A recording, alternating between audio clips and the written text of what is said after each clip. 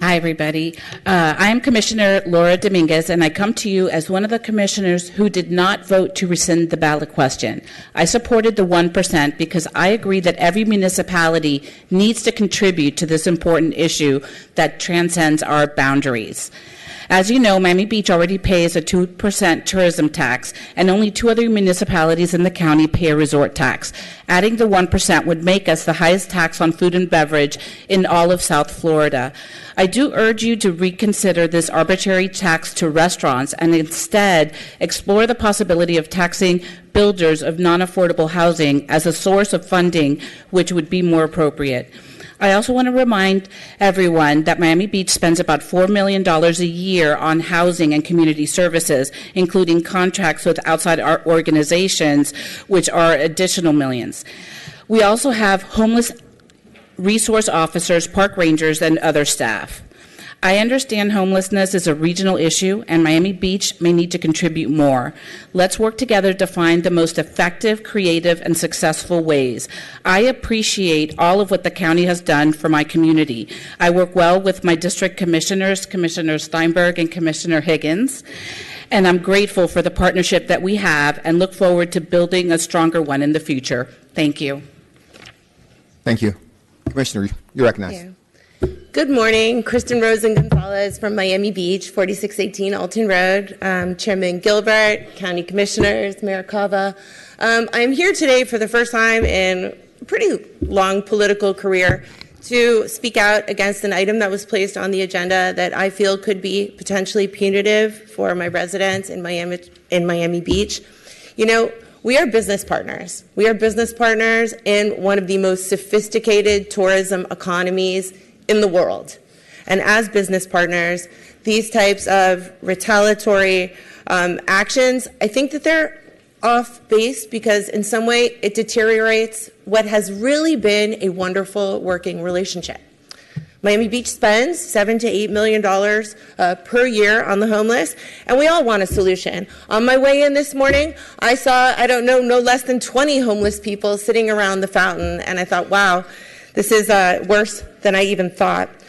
But we didn't want to tax our restaurants that have already been suffering this additional 1%. Bal Harbour yesterday voted down the 1% tax. Will there be punitive measures for Bal Harbour too? We didn't want to give the tax to the Homeless Trust, which I kind of call the homeless mistrust. We need to get together and we need to talk. Sit down, find a solution. I went to see the Lifeman Center, and I was so impressed by this building and this solution that was so compassionate for the homeless. They go in, they get the homeless to, in theory, they get the homeless to accept, medicine. Why are we not funding the Lifeman Center? Why is that not open? Could we work together? Could we find funding possibly for this Lifeman Center as an independent entity like Jackson? That is all I ask of you. Let's work together, because guess what? It's all of our beaches. They're your beaches. They're our beaches. They're your beaches. Thank you. Recognized, Commissioner. Good morning, everyone. For those of you who don't know me, I'm David Suarez, the Miami Beach City Commissioner who sponsored legislation to rescind the 1% homeless restaurant tax from the ballot. To begin, I'd like to emphasize that Miami Beach recognizes homelessness is a regional issue. We are here to be a partner and an ally in addressing it. Miami Beach is a compassionate city, demonstrated by our commitment to over $7 million annually to homeless services, including the county's only municipal walk-in center specifically designed to helping those in need. However, after researching the tax question on my own, I felt more accountability was needed, especially to the businesses that will be taxed. Our local businesses, especially our mom-and-pop restaurants, have struggled since the pandemic with declining revenues. Targeting these establishments with an additional tax, bringing their total sales tax to 10% at a time when inflation has seen unprecedented levels, also while excluding restaurants within hotels, unfairly burdens our community's small business owners. As a result, we need an agreement with the Homeless Trust that is documented and ensures our business and residents that at least some portion of the tax revenues from our restaurants would be used to help the unsheltered in our city. Given these circumstances, I felt there were simply too many unanswered questions and not enough accountability to allow the tax proposal to move forward. That being said, we're all in the same team here. I fully understand that homelessness is a community-wide issue that requires us to work together. I believe I speak for Miami Beach in saying we want to find a solution that is clear, fair, and documented. We're ready to collaborate on an agreement that aligns with the interests of the city, the county, and most importantly, the people we're trying to help. You recognize. Good morning, Mr. Chair, Commissioners. Ken Kilpatrick, President, Brownsville Civic Neighborhood Association, 5167 Northwest 29th Avenue. I'm here with members of other homeowners associations throughout the North Central Dade community. First, I'd like to thank Commissioner Bastian for your sponsorship of the North Central Dade MAC ordinance. It's a very important issue for us, and we thank you for your compassion, for your understanding of bringing this to the Commission this morning. I stand in coalition with other HOAs who expressed support in writing for this item, to include the Gladeview HOA, the Gratney Homeowners Association, Twin Lakes North Shore Gardens HOA, and us, the Brownsville Civic Neighborhood Association. So we thank you again for this opportunity to strengthen our neighborhoods.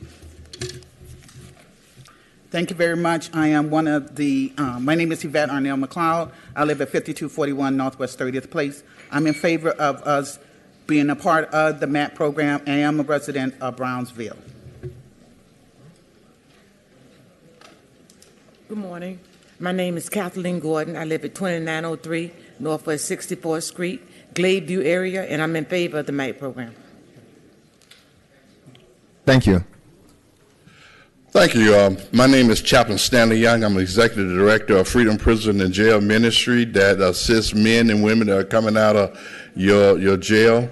My address is 500 Northwest 2nd Avenue in Miami. I'm glad we're talking and discussing about homelessness and violence in our community, because that's something I have been engaged in for many, many years. And I'm so excited that you are going to take up this item and give us something that we can all live with, that we can all do with. But the homelessness and the violence that I want to address right now are the opportunity that your county jail has to help those ones who are incarcerated, who want to continue their help on the outside of the jail, on the outside of the system. We need to develop organizations that can hand off these people to get the continual counseling, get the mental health, get them into drug treatment, get them into the shelters, get them into where they need to be. There's over 4,000 men and women are incarcerated in your jail, in your county, and that is a great opportunity to help those who are committing the violence that are out on our streets. And I think we could do a whole lot more in our community to help these men and women who are doing the crime in our area.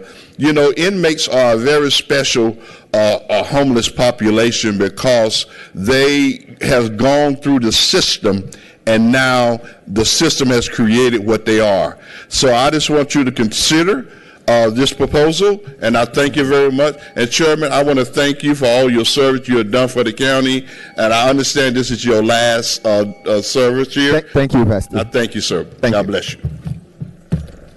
One more person, Shane Schaefer. You good? All right.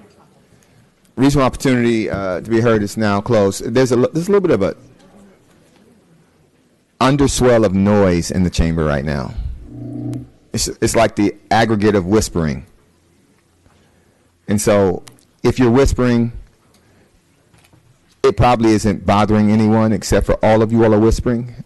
And so it creates noise. If we could take conversations outside, that'll be fine. Reasonable opportunity to be heard